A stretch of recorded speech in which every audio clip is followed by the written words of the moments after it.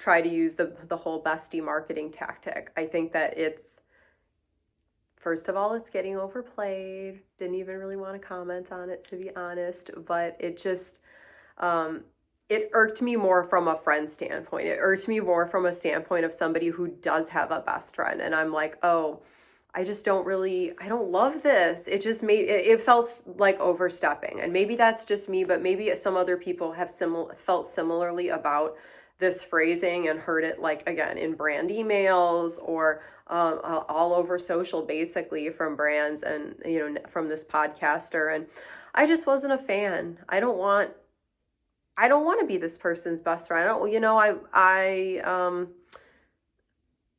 We don't know each other, right? Like, there's like certain criteria that are important to being somebody's best friend. And that means you both know each other, not I have an awareness of you and you don't have an awareness of me. And then you somehow think that we're best friends.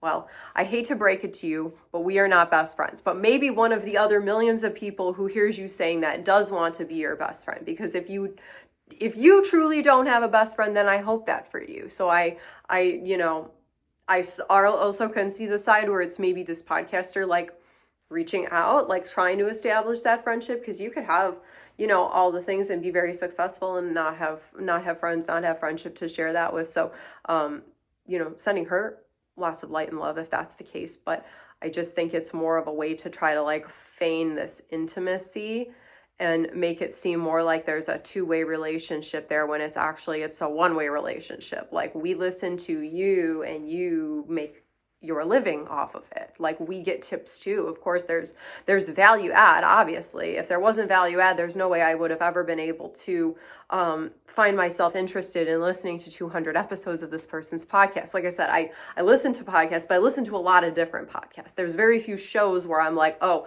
yep, check.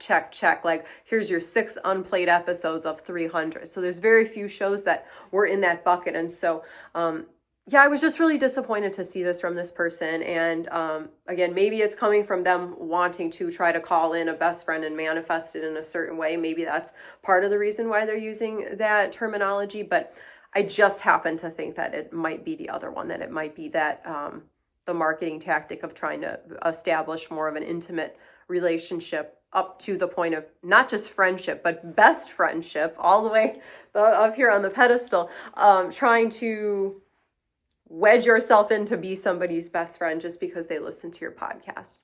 Although I will say, it is important, if you're going to be somebody's best friend and they have a podcast, it's important that you listen to it. Support your friends. Moral of the story.